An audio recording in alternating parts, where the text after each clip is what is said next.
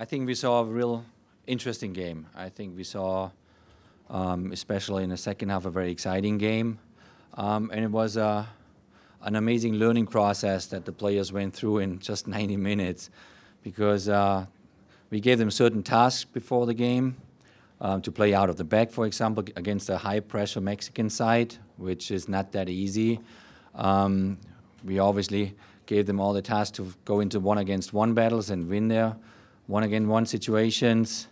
And slowly we gave them the task to move step by step more forward and get more confidence the longer they are in the game and put Mexico under pressure.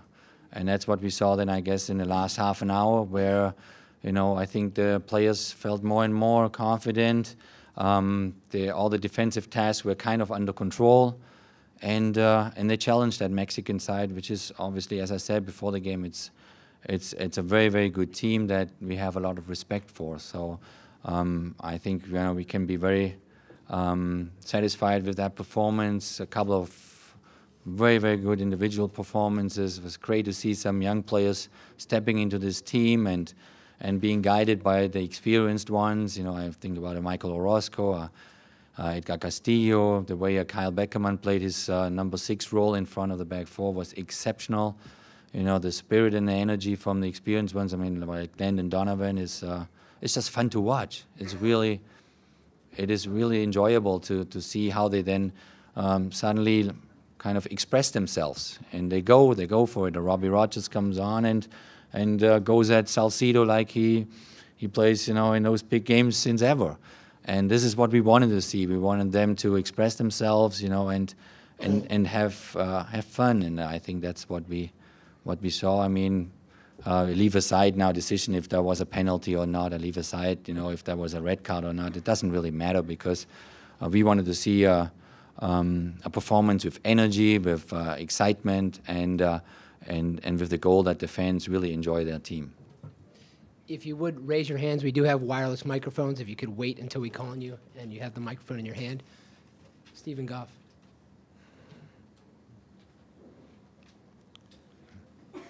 Jurgen, could you just describe your personal emotions throughout the evening in your first match, and particularly after Robbie scored? Well, I have to say I was emotional too. I mean, it was an emotional start for me as a person as well, because it is something special what happened now in my lifetime. And I live here in this country since 13 years, and I lived abroad most of my life, in different countries in Europe, so it was a special moment. It was a special moment already before the game, listening to the anthem and feel the energy in the stadium and feel the energy from the players. So unfortunately, I'm too old to play, so the second best solution, I guess, is coaching. But I really enjoyed it.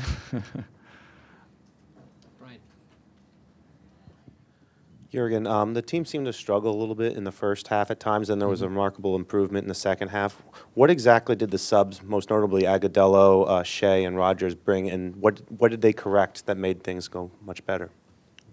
Well, I think that the task first half was really difficult, to keep a defensive shape, to keep that high-pressure Mexican side away from goal. And I think, besides that surprising goal, which was more like a coincidence than a real goal, they didn't really have real chances, and that was a real good defensive job that the team did in the first half. What we were lacking in the first half was putting pressure on them, going into their half and in the final third and create chances. That was what was missing. We knew that Edson Battle was working his backside off, and getting tired. So we had the plan because we analyzed the players over the last 3 days. Some of them, they don't have 90 minutes in their legs yet. Some of them really are just starting the season. I mean, Steven Gerondolo didn't even play a game since the Gold Cup game. So we were very careful and to see how far they can stretch it. And we knew that once we bring in fresh energy, we're also gonna get the Mexican side a bit tired. We kept the pace up. And then we expected them to struggle a little bit towards the end of the game, and I think there are some players that can make a difference here. I mean, Landon, obviously everybody knows that, but Robbie Rogers, the Brek Shea, they have the the qualities to go one-on-one. I mean, those qualities that Mexico has as well with their, attacking midfielders. And that is really fun to see. They take people on, they go in the box, and so that's what changed. And with their with them coming in as subs. Yeah. Michael Lewis.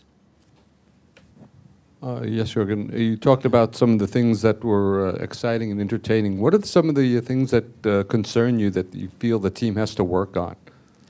Oh, we definitely have to work on a lot of things. We step by step need to get more comfortable with the back four lineup. But that comes by game. I mean, you have to think that. I mean, the most challenging part of building a team is always the back four. Now, that's the backbone of your team. And we had two youngsters jumping in and play pretty much, not their first game, but never really played that role in those kind of high-intensity games. So that is a challenge. So obviously, step by step, we would like our back four to move further up, be more comfortable with it, and to connect better with the midfielders. We lost a lot of balls there in transition, where obviously the Mexicans are really good because they are fast break attacks. They can really kill you. But I think they try to already in the first half. They try to play out of the back. We didn't, kind of launch always long balls into Edson Bartel, and this will come by time. Also, certainly, the higher the pace you set, the more mistakes you make, and that has a lot to do with fitness. So once they gain far better fitness, we will monitor that over the next months. I think we can get them to another level there as well. So there are many, many areas where we can improve, and still, I think they really deserve a compliment tonight. Jurgen, over here. Breck Shea is a player who's had a kind of a breakout season in MLS this year. How much had you seen of him before he came into this camp, and what had you seen in the last few days, including tonight? Well, what we'd like to see is, first of all, we know the qualities of a player before we call him in. So he has the qualities to take people on. He has a tremendous pace. He's driving towards the goal. He wants to score, so he has a drive into the box.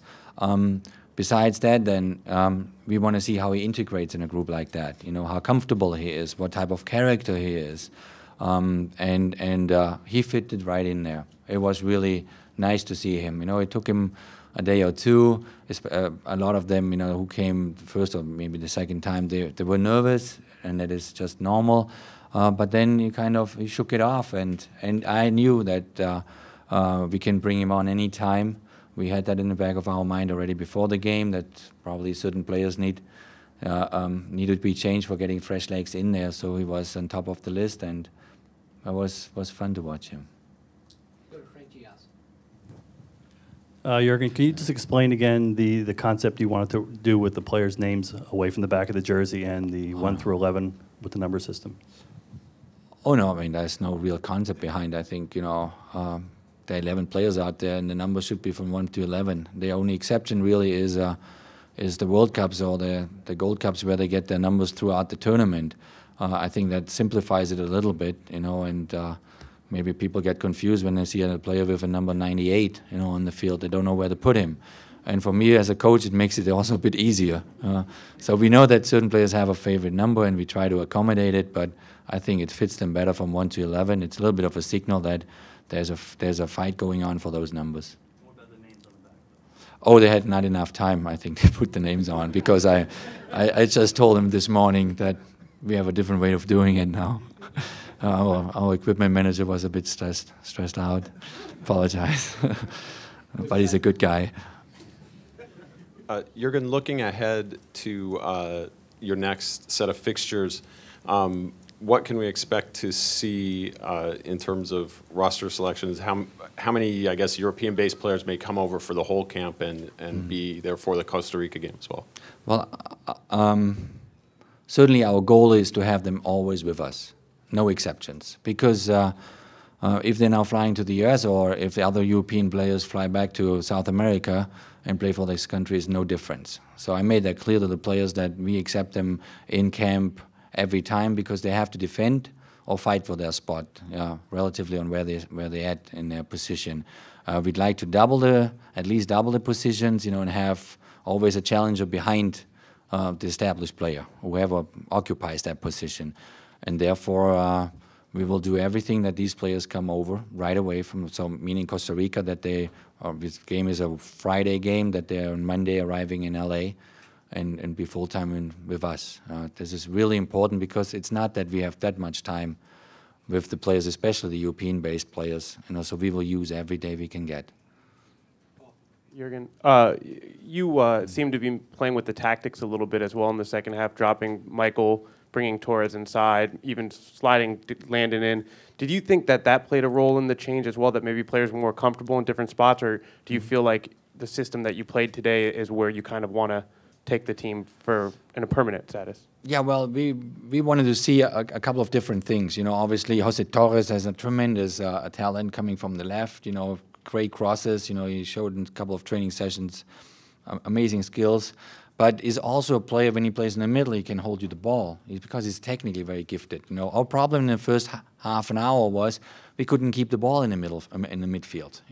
We couldn't kind of find those spots, and then step by step move into their half and control it there.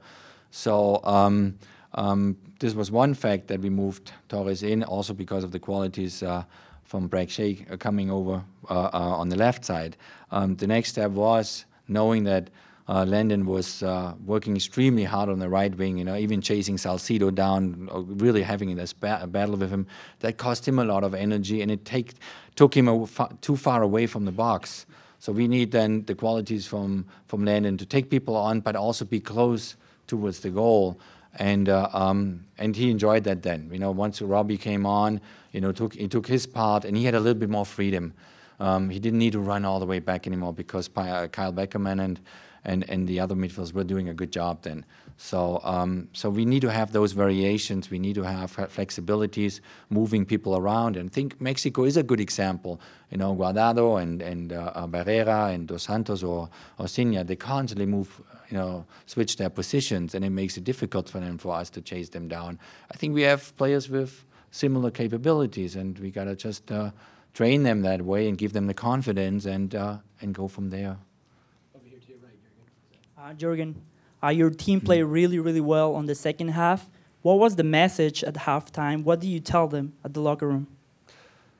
Well, at halftime, the message was very simple. It was a compliment how they did their job defensively. That we kind of already the last 10 minutes in the first half, I think we more and more moved out. We could more and more kind of push the game towards the Mexican half. And we just said to them, build on this, circle the ball around, get them tired. You will see you get better and better into the game. We told them, forget about the goal. The goal was not important anymore. It happens, whatever, 1-0, 2-0 down, doesn't really matter. You got to keep going and pushing it. And that's the way they continued it, like they did the last 10, 15 minutes in the first half. They picked up that rhythm right away, and they felt like, we're getting really into that game. And so it was overall a very positive atmosphere, even if we were a goal down. Take two more. Nick? Jurgen, you talked about letting these guys express themselves and have fun out there. Is that something that you've noticed maybe was missing from the U.S. team in the past, in terms of style? No, I mean, I can't judge that. I think they had a tough time, obviously, to swallow that 4-2 defeat in the Gold Cup final. It's a tough one to swallow. And all you try to do then is to rebuild certain things and see where things go and give them the confidence back and give them some clear guidelines, what jobs they have to fulfill on the field, not too many confusing messages, just clearly in 1 or 2 or 3 bullet points, this is your job, and they did those, they fulfilled those roles. Sure, you could see them that, it left something behind, because they got criticized, and they had the big hope, obviously, to go to the Confederations Cup in 2013 in Brazil. But this is now a new beginning, and they are full of energy and willingness to take it one step at a time. And the way they approached it, also in training, I actually had to kind of slow down certain elements because they were going 200 miles an hour, and that on the Eagles field. That's not very easy. So I think they can take a lot with from tonight, and then we follow up then in a couple of weeks' time.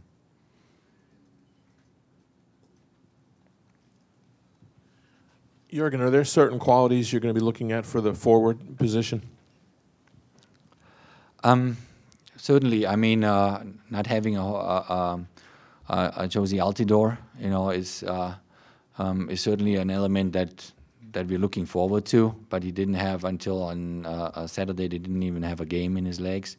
He was injured before. I think Edson did a great job. Really working very, very hard. Because the fact that we couldn't push all the midfield higher up, he was by himself often, and he was running out of gas, which was normal. I think the talent to see from Juan Agudelo is something also to follow up with. But we really would like to emphasize on taking those youngsters at their pace. We don't want to overpace them. One step at a time. For one, it is get your starting role with the Red Bulls, get your regular games in, and then we build from there. Whenever you come in the camp, we're going to add a couple of things to it. And the same with a Castillo, the same with an Orozco, so one step at a time. And I think there is a lot of talent there. And for us, our job is to develop that talent.